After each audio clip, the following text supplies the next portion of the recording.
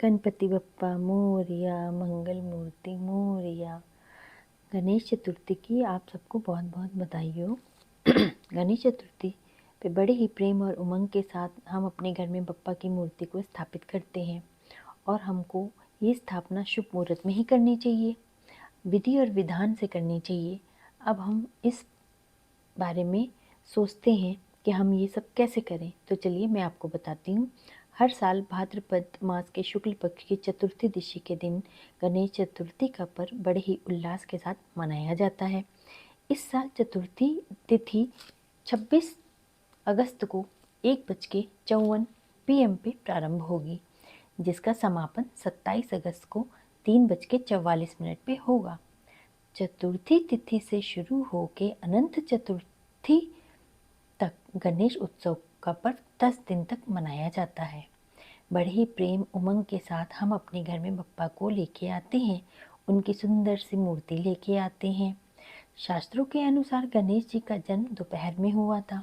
ऐसे में गणेश चतुर्थी पर हम मूर्ति की स्थापना दोपहर के समय में ही करें तो ये उत्तम माना जाता है। परंतु अगर आप किसी कारणवश दोपहर में नहीं कर पा रहे हैं तो सुबह से शाम तक आप शुभ मुहूर्त में गणेश जी की मूर्ति की स्थापना कर सकते हैं। गणेश चतुर्थी पे 2 घंटा 34 मिनट का जो उत्तम मुहूर्त है वो इस प्रकार है। दोपहर के समय गणेश पूजा का जो मुहूर्त है वो है 11:05 से 1:40 तक, जिसकी अवधि 2 घंटा 34 मिनट है।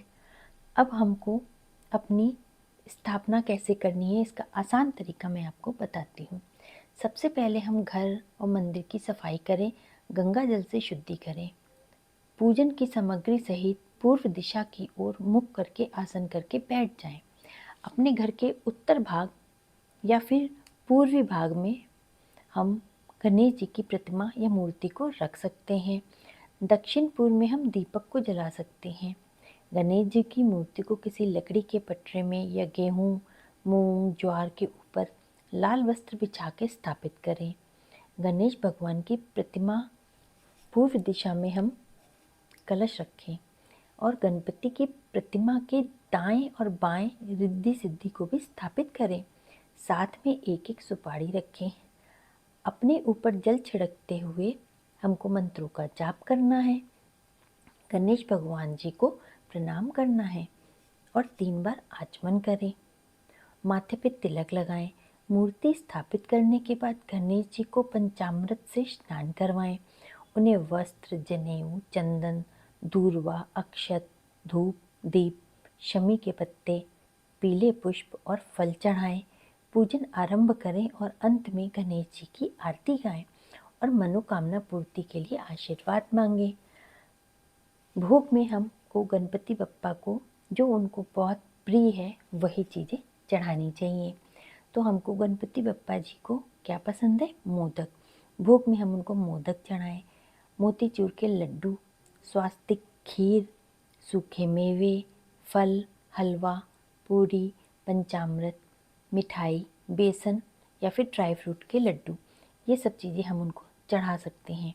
पप्पा हमारे घर आए हैं तो हमको साज सजावट भी बहुत अच्छे से करनी चाहिए।